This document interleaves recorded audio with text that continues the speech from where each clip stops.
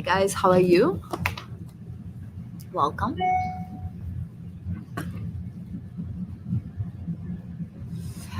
So we thought that we should kick this off with a reminder of the state of VC at this moment. Just a few numbers to anchor us into what's going on, because I think that will help inform the conversation on what to do with that. And I think some of the things that, if you were to look at the headlines, we just picked a few that are the fun ones. But basically, the story is Armageddon is coming, VC is dead, the funding is anemic. And if you want to play with it, I bet you're going to find quite a few headlines that will mirror with your feeling of having a really, really hard time for a lot of you in fundraising. So we thought it's actually useful to look at this a little bit like a scientist and expand the horizon. Expand the horizon from, we are sitting right now in 2024, so we decided let's go back to 2014 and actually look at, this is what overall US venture activity looks like. And indeed, if you look at this in this chart, the headlines tend to focus on the most dramatic drop. And if you look at this, indeed, it's almost halved from where it was at the peak in 2021, which is hard. But if you expand the horizon and look at the data a little bit more like scientists would, you would see that point here, that is a really high and spiky point, is really out of place somewhat. And the numbers were moving quite nicely upward with a few aberrations, which some of us call, like maybe a few of my colleagues, investing drunk in 2021 and 2022. But other than that, the valuations from 2014 are up.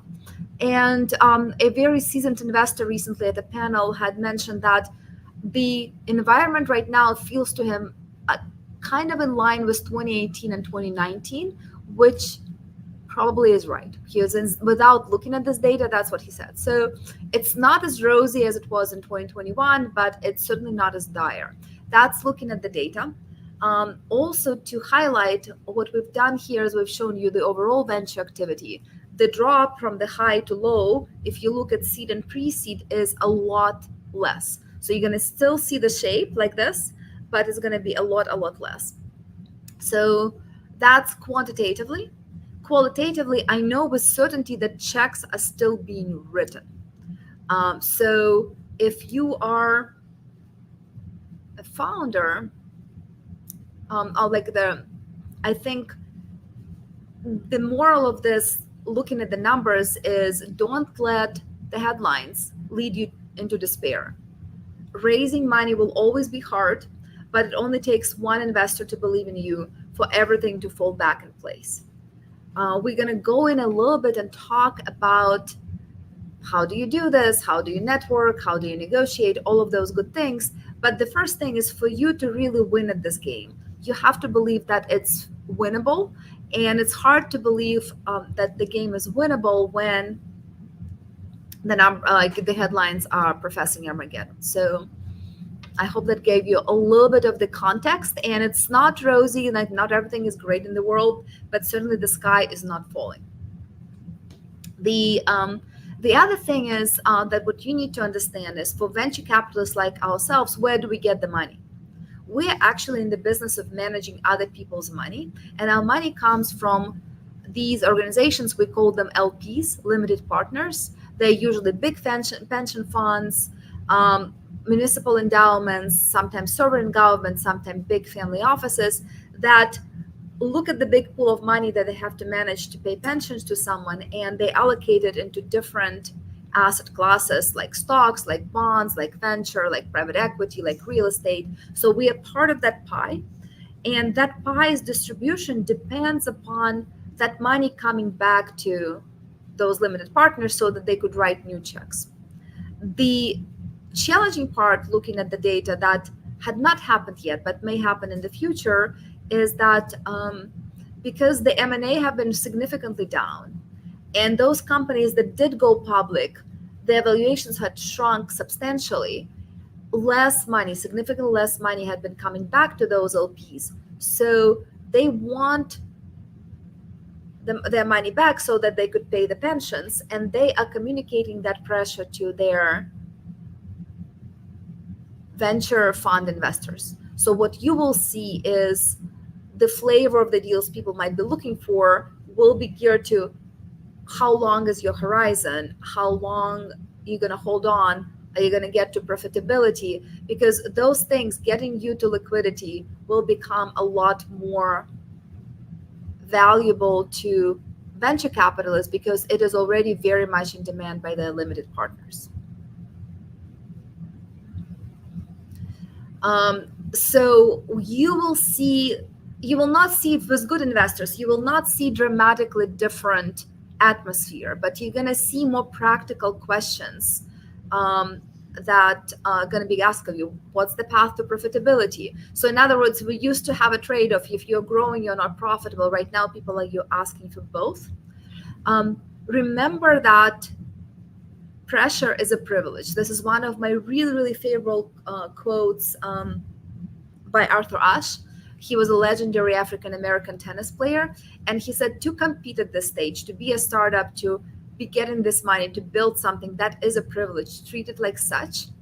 And remember that if we were to go back and look at the companies that were founded in crisis, some of your best known names have been started by the most convinced founders with the most belief in what they're building in the moments of crisis. I think that's GM, I think that's Microsoft, I think that's Google, and a lot of other companies that have started when the environment was not great. Another thing to remember is, while I don't know whether you know what the Black Swan event, the Black Swan usually in life and in money is called the event where something that never supposed to have happened had happened.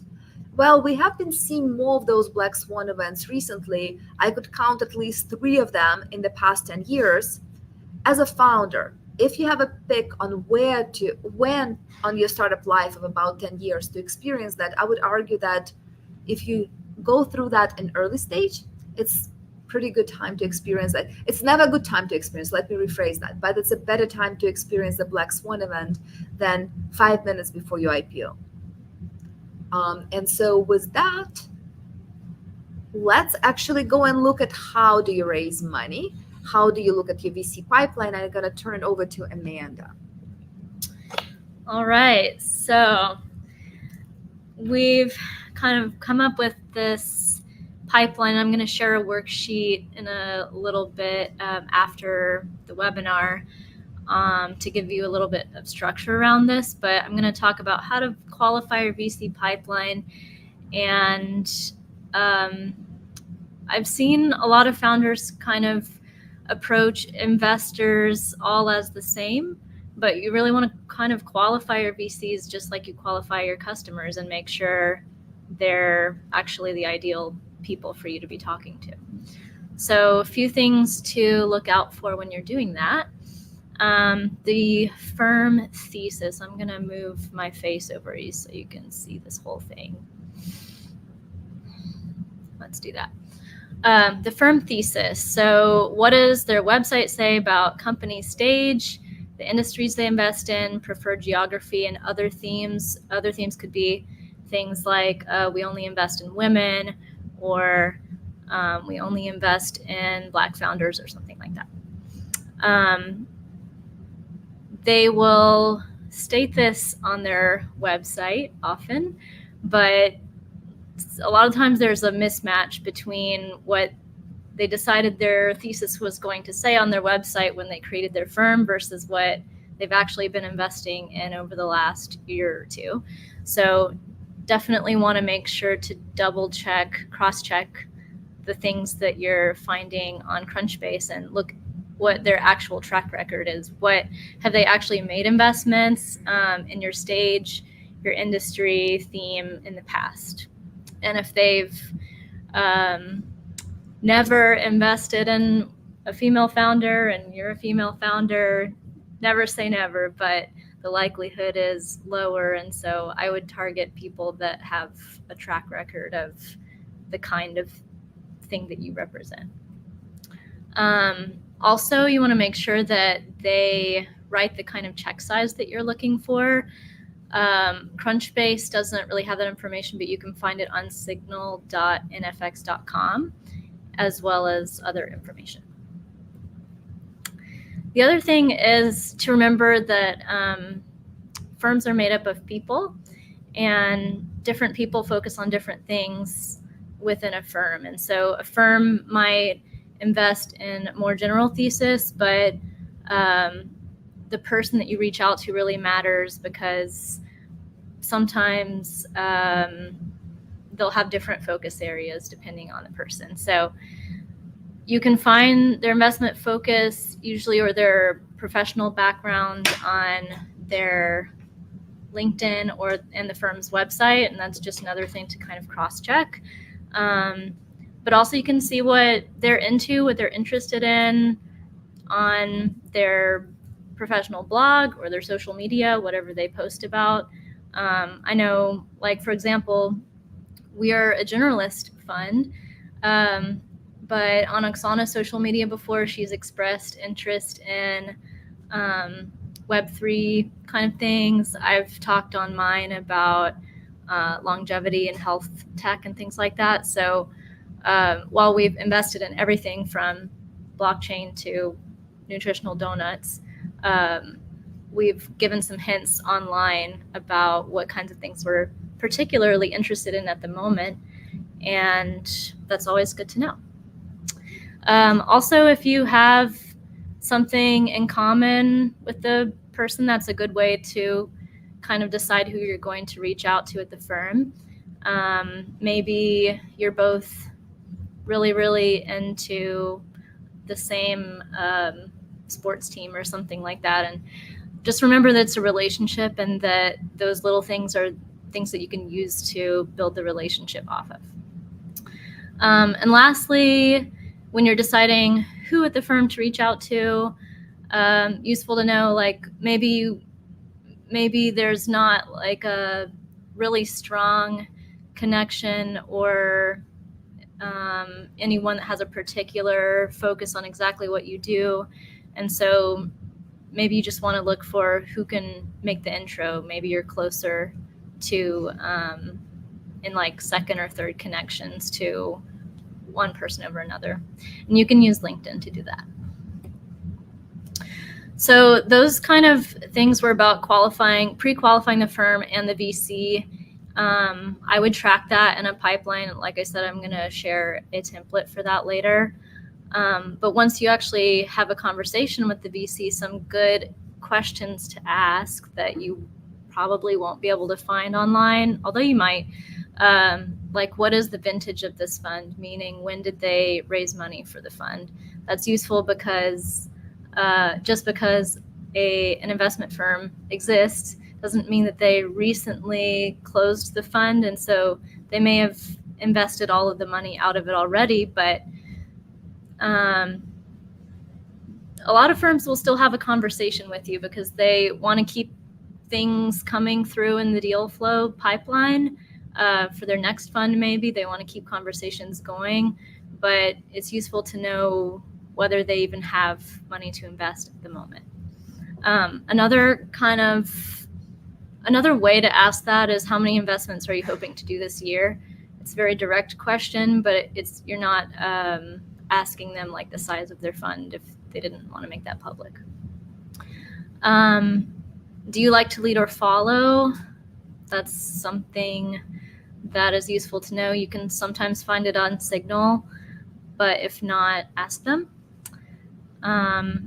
Is there a certain amount of revenue? Other metrics? What % ownership are you targeting? These are all things that'll reveal whether you should continue talking to them for this round or kind of put them on the back burner. Okay, how to do outreach. So just gonna go over some do's and don'ts based on things that we've seen in the past. So some do's: prioritize investments into investors into groups. So this is when you're kind of building your pipeline out. At first, you're going to be testing your messaging a lot, and you're going to arrive at the best messaging later in your fundraising process. So you want to use the C investors, kind of the ones that might invest. Maybe they don't really specialize in what you do. For whatever reason, they're not the ideal investor for you. And so test your messaging on them, and then move on to group B, and then move on to group A. Basically, A is your dream investor, so don't start testing your messaging on your A investor. Approach your A investors once you've nailed that down a little bit more. Personalized outreach. Do personalized outreach. So I'm sure Oksana can attest to this. Every investor gets emails, LinkedIn DMs, and I understand why, that are clearly sent in bulk.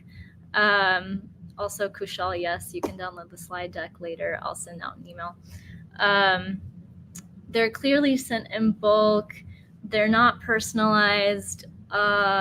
Often someone will be sending us a deal for like a B round or something, and we don't do that. So it's clear that they didn't even like research, and they kind of just sent it out to a big list.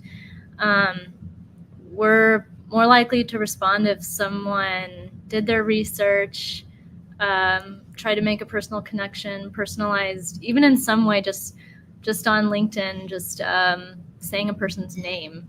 And there are ways that you can personalize in bulk. I like this tool called Dripify, but still kind of create a segmented list at least, so that the messaging is more focused on the kind of person that is in that list. Also, keep emails and DMs short and easy to read.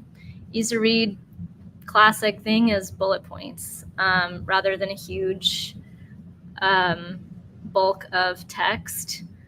Bullet points make emails more skimmable, and sometimes when you get a bulk email, I'm sure everybody has experienced this, you decide to come back to it later, and then it kind of just sits on the back burner. If something is easier to read, short, gets to the point, makes you want to learn more, then people are more likely to get to it more quickly. Then the other thing is, do target maybe 30 to 100 well-qualified investors, emphasis on the well-qualified. I don't think, I guess depending on your crazy amount of traction or not, small handful of investors is usually not enough, because you just have to go through, like I said, messaging testing and a lot of no's before you get to a yes. I think I've seen also founders do a list of like 400 to 1,000, and that just seems really hard to build a really well-qualified list of that many investors. So I would try to focus it in on 30 to 100. The other thing is build FOMO, and I'll kind of get to the don't on this maybe at the same time. So build FOMO, fear of missing out. I actually have a template for this with a video attached on a good example of how to do this with taste. The opposite of this the other end of the spectrum on that is pressuring investors with tight timelines, especially on a cold outreach. So there are ways to do it tactfully, and there are ways to do it not tactfully, and I'll share that in a bit. And also do make founder friends. So we're getting to that later today in our happy hour, where we're going to practice our pitches on each other and network. A huge thing that I think a lot of founders overlook is just making founder friends that are in the same boat as them, that are also talking to a lot of investors, and you can share, list, and introduce each other. We've also taken a lot of meetings from our alumni, because they know best what kind of founders and startups we like to invest in. And so if you can get one way to approach an investor is through their portfolio companies. And it's a lot easier sometimes to reach out and get a response founder to founder. Another thing is, don't be afraid to send a cold email or LinkedIn DM if there are no warm connections. Also, don't give up after the first cold outreach. Sometimes it is worth sending someone a follow-up, just something short like, hey, just wondering if you saw this. Just remember that investors get a lot of DMs and emails, so they may have not missed your email intentionally. There's a tool, I love tools. There's a tool called Mixmax that I like for templates a lot. Also, it'll tell you if someone opened your email for personal emails. Also, don't send a LinkedIn connection request without a note. I receive a ton of these. Some founders have told me that they've done this. They don't get a response from the investors and they wonder why. Hopefully that doesn't need much more explanation. And that's that on the do's and don'ts. Oksana wanted me to reinforce this one more time for the folks in the back. Investor doesn't equal well-qualified investor. Yeah. Well, I gotta say, like, the reason I did this because, and this actually, even some of the best founders do this, even though, like, when you're at Sputnik, we're gonna talk a lot about this. We've had one very successful company and they are successful, like the business is okay, the founders are great. In one moment in their fundraising, they were completely desperate when we looked at, I had 100 investor meetings and not a single follow-up. And what we're looking at, and we're looking at the pipeline exactly as Amanda have described earlier, and literally one by one, this person have not written a check in the last 5 years, as far as I know, but they still choose to call themselves an investor. That is often happening with angels. Like, you know, people don't like to say, well, I've actually spent all of my money and I'm waiting for it to come back. They like that dynamism of being an investor. And so they still show up and they take founder meeting and they don't have funds to deploy. There was a whole bunch of them that don't invest in the sector these guys were playing. Like, it's complete B2C play, and they were going for like strict B2B software as a service companies. Bad move. There were a lot of investors they met with. Not a bad idea to meet with someone who is further in the pipeline compared to you. But also don't expect them to write a check, because if you are still, let's say, in the $10,000 to $30,000 of MRR, but you're targeting someone that is requiring you to be $2 million in annual revenue, the math does not add up. And so, of course, they're going to tell you, come back to us when you get to our stage. And so it's really important when you reach out to look at your investor list, and you should be able to convince someone who is not you about why this person could plausibly write you a check. And plausibly will write you a check does not mean that this is a person with a checkbook. It means that this is a person that invests in my stage, that has the money to deploy right now, that invests in my geography or any other constraints, that have backed founders like me. And as Amanda said earlier, the best way for you to find all of that now is, one, research, and B, talk to the portfolio companies. I'm yet to remember a case that we did not consider a request, an email. Doesn't mean that the answer will be yes, but they always have been considered. If my portfolio companies have said, look at this company, we always look. We may not always say yes, of course. You should not expect us to, but I think we always look. And that, I think, is one of the least used and the most useful ways of understanding and getting to the investor. Cool.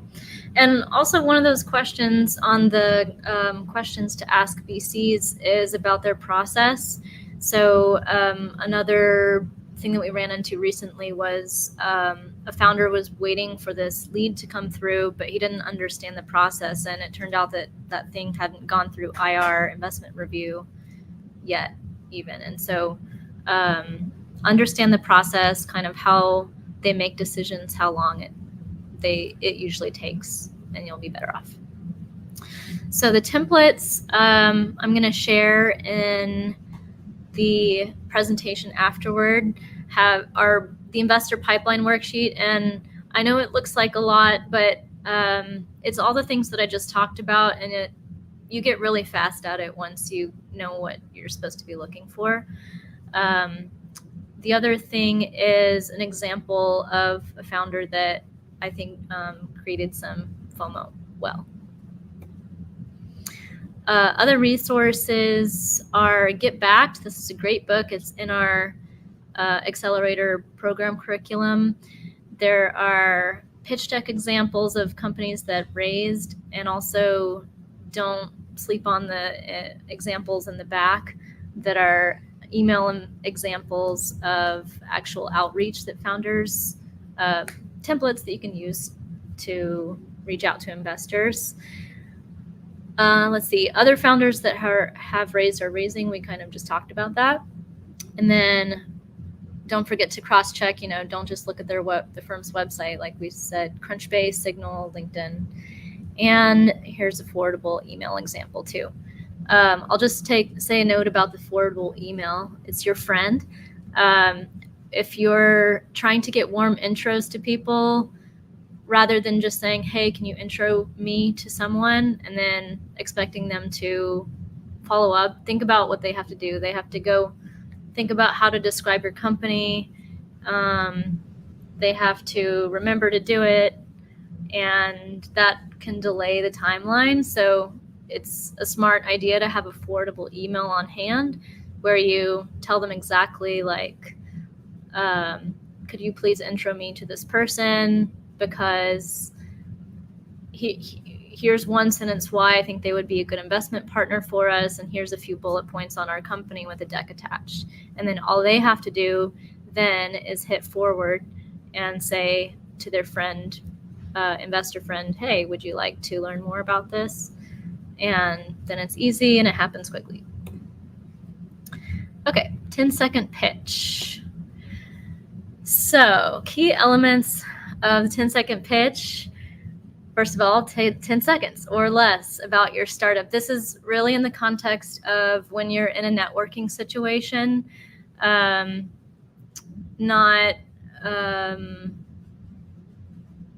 let me back up. So we often talk about the 10-slide deck, that kind of pitch, but the one that is used most, I think, is coffee dates with investors or networking situations like we're doing later today. And so understanding how to describe your company is useful in that situation. And I crossed out pitch because maybe you can help me. Yeah. Maybe you have thoughts on this, but we were talking about yesterday how some founders will meet you and then kind of take the liberty to go on and on about their startup. I think I feel passionately about this, and this is exactly what Amanda says. So when investor goes to the mixers of various social situations, it's often to get introduced to a lot of people as humans, to get some perspective. It is not to hear a detailed 5-minute pitch about a particular company. And I think so, like every interaction with investor, think about this. Your only goal is not to have me remember what you did, but your goal is for me to ask you questions and invite you to a second date, right? And I think the goal of your intro is exactly that. And don't forget, investors are human as well. Imagine I'm coming off the stage. I've just done, let's say, the panel or something. I tend to do that a lot. And I want to shake hands and I want to hear like a sentence from a lot of founders. What I don't want is to be attacked and harassed by one founder. And then I'm thinking, I'm tired. I just have been on stage. And this person is like launching into the 5-minute spiel about the detailed numbers of their business. And all I'm thinking in that moment of time, most likely, is how do I get to the bathroom or how do I get to my coffee, right? Don't be that person. Treat me as a human, like ask them questions after that introduction, like, because your goal is for me to say, how do I get in touch with you? Or like, this is how you get into my office hours. this is how you get me away from a noisy place where I may even listen to the information, but I will not retain it, into the place where we could actually have a real conversation about your business, because that is of the most value to you. So I think Amanda mentioned earlier, treat investor as a friend or a friend to be. And that involves deploying your humanity. Definitely mention what you, just a little bit. I am here to we teach nerds how to sell and scale, which is how I usually would introduce us. Or I would say, we're kindergarten for future unicorns that are not in Silicon Valley. That's all I would say. If I talk about my fund, and I will let you ask the next question, or we could talk about the weather, or we could talk about the drink, or we could talk about anything. We could talk about I'm looking at the maybe rowing on Lake Austin, or we talk about the farmers market, because that establishes the humanity of connection and makes me want to talk to you some more. And if I'm interested in your idea, if you make this interesting, then I will ask you more questions, because I'm in this business, Amanda in this business, we genuinely love startups and whatever you guys are building. We're super curious about this, but there is a time and a place for things. Yeah, well said. Yeah. I think the in-person interaction is the opportunity to make a friend, and we can look at the deck later. So make the investor want to look at the deck later. So a few elements: you can state the problem and the market size if it helps, and your kind of one-liner. State the solution and focus on outcomes, not features. So founders, especially makers, are often tempted to talk about features, but what people can kind of digest and understand in the very beginning more easily is, what difference does it make in your customer's life? Eliminate unnecessary words and buzzwords. There are a lot of things, like I have a slide on words that are not allowed at the end of this. Ask questions. And this is the deploying your humanity part. Talk to the other person, ask them what they like to invest in, how they got into investing, listen and pay attention to nonverbal cues, and remember your big vision and show your passion. That's the whole reason that you're doing it, and that's what really gets other people excited about it. Some examples, and I put bad and then better, because not amazing, because the point is to refine your one-liner kind of elevator pitch a little bit, but then there's no telling how good it is until you start testing it on people. And so as you network, don't just decide that that's going to be your pitch forever. Look for feedback. Are people looking very confused when you say that, or disinterested, or do they want to learn more? And then you can adjust it accordingly. So these are some of our companies, and we created some bad examples of how to describe them and some a little bit better ways. So some things that I crossed out, you don't need to say that you're a SaaS startup. It's more interesting to say what you're helping your customer do. Similarly, you don't need to say you're a tech company. Just say Meowtail connects cat owners to verified cat sitters nearby, and then this one has the market size in it as well. Voltage is a software. Again, you don't need to say that you're a software company necessarily. Some phrases to just maybe not say are revolutionary, innovative, disruptive, make the world a better place. That one should look familiar if you've seen Silicon Valley. It was satirized because it was so overused. Democratize. We're a web platform. We're a corporation. Why would you describe yourself as a corporation? You're a fun startup. And with that, next is our happy hour for those folks that are here in Austin. We're going to go straight from this webinar and some of the things you just learned and put it to practice. and that is at 5 o'clock. I want to add like a couple of notes, because as I'm looking at, we're going to look at the questions in a second, because thank you guys, by the way, for asking questions. We're going to answer them live. But I see a lot of non-American names, and this is great. And I've seen someone dialing saying they're in Africa and like other places. So the advice for people for whom English is not your native language is slow down. Slow down, pay attention to your intonations, because I'm not a native English speaker. And I know that I tend to speak fast, but when I'm really trying to get understood better, I remind myself to slow down, and I remind myself to emphasize the key words, and I remind myself to, as Amanda said earlier, look for the nonverbal cues. Am I being understood? Because it's appropriate to say like, you look confused, or like that means that seems like it didn't land well. Let me tell it in a different way. That shows leadership, magnetism, and compassion, which are all really great traits that we are also screening for, in addition to like, do we like your idea? Because when you look at the startup at the early stage, it's not just ideas a dime a dozen. We have a lot of really awesome ideas coming through.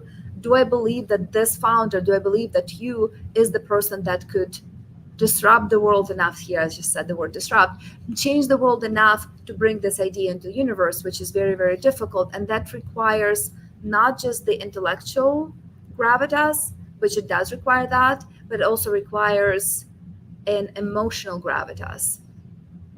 Because if you have one but don't have the other, people will not follow you. And I'm yet to learn of a startup that was built by a team of one. Awesome. So I'm going to ask people to go ahead and put their questions in the chat if you have any questions. And while we're waiting for those to come in, I will bring up our co-host here for the happy hour coming up later. Michael, if you want to say what Entra does. Hey, Amanda. Thanks so much. This was a great talk. I was kind of nodding my head the whole time as you guys were going through different slides and stuff, because it's stuff that I've learned over the last 7 years being a founder, and I learned some of those lessons the hard way. But I think building relationships and understanding investors and understanding their side of the thing is extremely important. So I would tell everyone to go through that deck again and re-listen to this as well, because it's really valuable. But yeah, I'm excited for the happy hour. If you're in Austin, we're going to have a great time. And for those of you who I don't know, I'm the founder of Entra. It's a professional network focused on helping entrepreneurs and also people just get into tech. So we do a lot of stuff from in-person events like we're doing with Sputnik, and partnerships with accelerators and investors in a lot of different cities. And then we do a ton of virtual events, content. We have a whole learning section with docs, templates, and all sorts of things to help you start your company or also land a job at a startup or in tech as well. So looking forward to the happy hour here in Austin. We're going to be doing some events in San Francisco and New York as well coming up. But yeah, if you want to check out the app, or feel free to connect with me here on LinkedIn. I make a lot of intros to investors from founders, and I know a lot of founders and investors in a bunch of different cities. So happy to help in any way I can. Great. And shortly, we're Sputnik ATX VC. We fund nerds, teach them how to sell. Our next program is coming up in this summer and first couple weeks of August, and the application deadline is July 3rd. And I'm going to move to some of the questions. So how do you respond when asked why you're a disruptor? That's an interesting question. Yeah. Well, I think like what investors really want to understand, like, is to put yourself in our shoes. We need to, because particularly the pre-seed, we are coming super early, and we want the math only adds up if the idea could be so big that it could be a unicorn. And for those of you who cannot envision a unicorn, try to envision the company that makes $100 million in revenue. Because if you get there, you are either a unicorn or you're going to be one soon, and that would be a great investment outcome. And so what people are trying to understand is, what do you know about the world that the rest of it have not yet figured out that will allow you to capture that much of a market share, that allows you to earn $100 million? All of you this Sunday or like tomorrow when you wake up, think about your idea, your business, and what do you have to believe to be true? How does the world look like when you are earning $100 million in revenue? From which customers, in which geographies, which sale, with what product? It doesn't mean that you have to be, your existing product will take you there, because there is like a lot of things in the startup advice are controversial. But when people ask how you're going to disrupt something, what they really want to know is, can you be that huge, and how do you eliminate things on the way? I think that would be my answer to that. Yeah. And Paul asked about building great FOMO. I think this is a whole thing. Yeah. And I have the video on that I'm going to share in this presentation through the link.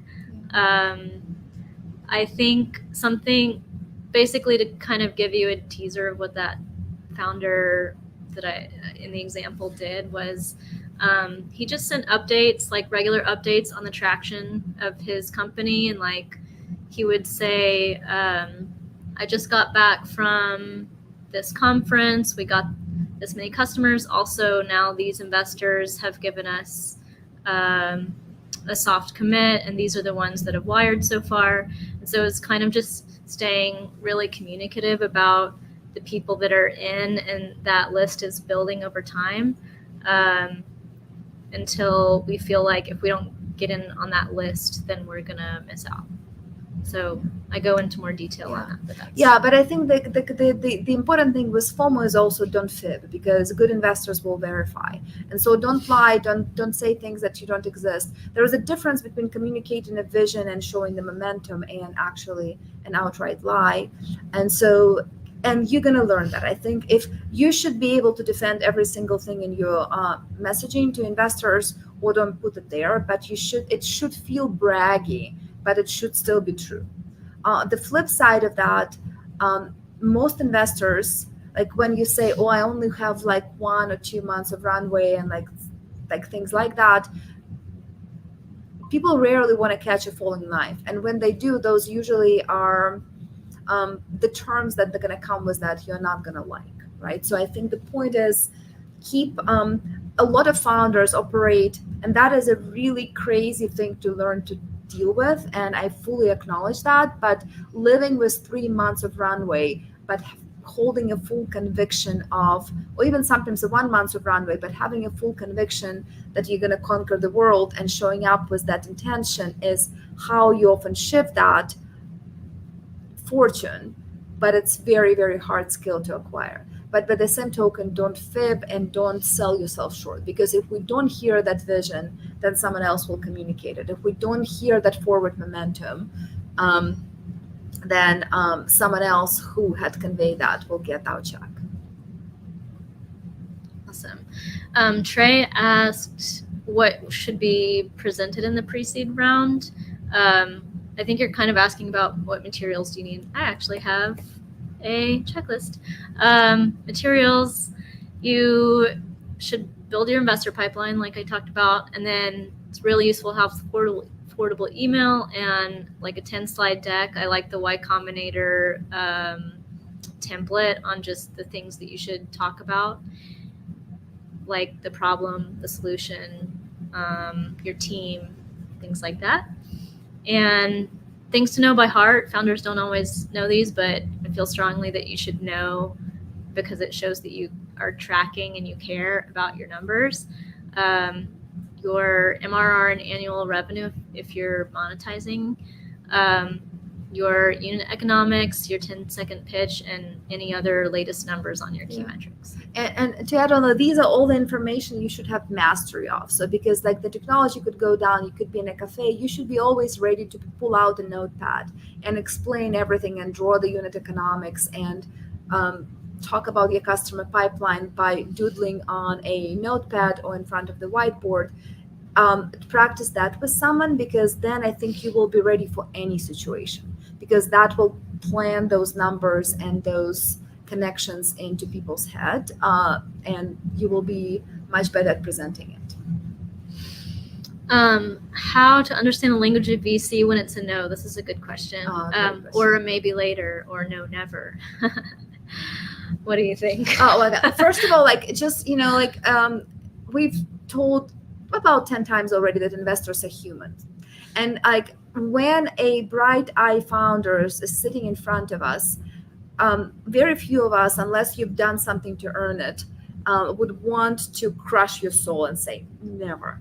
I hate this idea so much that I will never, ever come back to this. Like when the sky will turn purple and stay purple for 6 months, that's when you come and invest in me. You would have to have done something that really is obnoxious to earn that. And if you hear that, either you have offended this person or you're talking to a complete jerk, that's your sign to move on.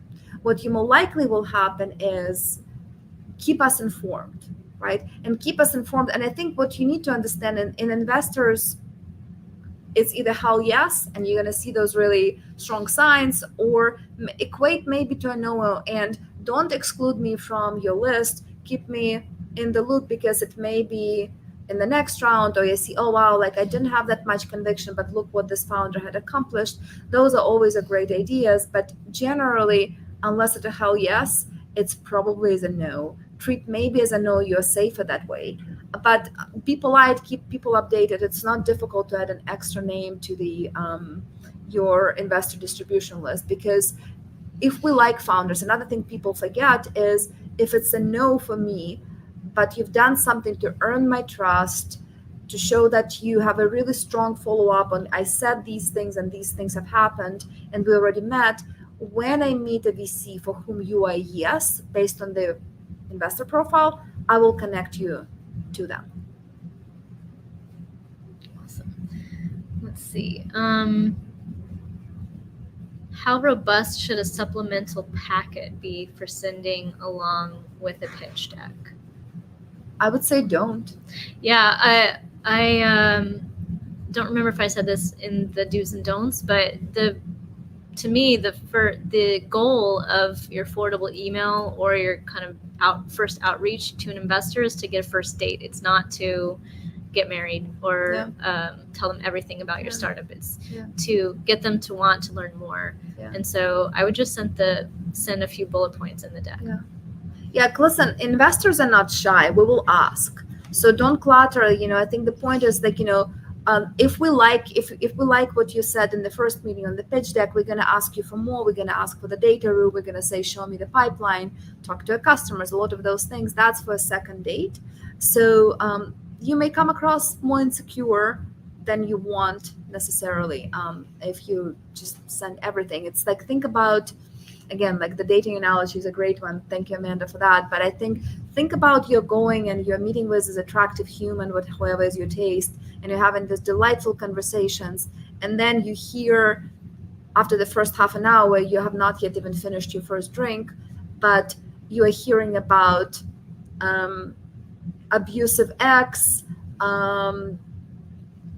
I've had weight problems when one was in high school. I really liked math, but the rest of my class really didn't, so I was really bullied. That's a bit too much, right? That's actually really if this goes somewhere, all of these facts will be really relevant for them to understand you as a human. But if you dilute me with that, or the embarrassing Uncle John that, if you get to come to my Thanksgiving dinner, God, stay away from him because he's like a pig. All of those things, interesting, but not as relevant in the first half an hour conversation. Investors are not like that. Okay. Why is the word democratize out? God. Well, guys, don't overuse. I think those words are really great words, but I think because we use them so much, if you've seen them on what's the cartoon, Dilbert. Yeah, if you've seen on Dilbert, that's probably it. Just flows by. When you use good word so much time that it flows by, then I think that word will not stick with us. So it's not that it's a wrong word. It's not we're going to penalize you for using democratize, But I think I would say, like, if I'm democratizing the computer science education, like we have one of the portfolio companies that does that, he says, I wanted my son to have quality computer science. It wasn't available. So I've built a company that makes it available to every child, right? See how personal it is? When I say I'm building something to democratize computer science education, I don't feel the passion for why you're doing that. And part of it, it's so hard. We know how hard it would be. How do I know that you will not move to the next project when the going will get hard, versus say it was personal to me because it wasn't available for my son, and now that I've taught him, it's my mission in life to make it available for every boy like him. That, you feel conviction. And I think that's different. You see how, like, you already know a lot more about me and my why as a human. Right. Someone wants to know your favorite happy hour drink. Oh God, well, I'm very inquisitive, and so I want to see what's on the menu. My default would probably be gin and tonic, but if there is a more interesting drink, I will probably experiment with that. Or I have a glass of bubbly. Jesus asked, how can you best engage with investors who are remote or far from you? Well, I think Zoom is pretty prevalent now. So I think if they're writing a big check and it might be worth going to see them. Yeah. But like, you're gonna see the note. I think, like, the thing is, I cannot tell you, like, listen, this is how I look like. If you go on my LinkedIn, it's very clearly has she, her. I cannot tell you how many outreaches I had that call me Mr. Oksana. Okay, it's very clear. So the point is, when you try to build, it's emphasis on the word relationship. What do you have in common? Why I'm connecting with you? Like, how do you keep it? Like it is so obvious when we are part of the bulk distribution, and those emails, as a physicist, I would never say never. There is obviously a small possibility that someone somehow will respond to this. But the likelihood of this being you is very small. So I personally am a believer, when I'm going to write to someone, I'm going to know something about that person. It takes a bit more work, but it also shows respect. And I think definitely deploy that if the investor is remote. Another way to do that, if their investor is in a different time zone, make your Calendly convenient for them in their time zone, not yours. As in, that might mean be willing to wake up early or stay up late, because that shows respect. I mean, basic humanity is always in vogue, I think. All right, I think that's the end of our time and our questions. So someone asked about the happy hour. It did book up pretty quickly, and so we have a wait list. We'll take another look at it and see if anybody let us know that they're not coming, and let people in from the wait list if that's the case. But I think that's all we have today. So thank you for tuning in, and take what you learned and practice it on a bunch of people and make some founder friends today. Yeah. And guys, good luck. I think, like, we appreciate what you're doing. It's difficult, it's valuable. And I think part of the reason, like, we are treating a lot of you to drinks today is so that you get to know you, because having a tribe of people that are going through the same journey is mega valuable. And it's useful to have a buddy in this journey. One of the biggest reasons that startups will slow down and not succeed is they don't have people in their immediate circle that understand exactly the journey and support them in it. And those are often, for a few of us who are super lucky, those are our immediate partners and friends, but sometimes they're not. And so today is an opportunity for you to build your tribe. I hope you meet someone that you could learn from today, and I'll see you soon. Thanks, guys. See everyone. See you soon. Cheers. Bye. Yes.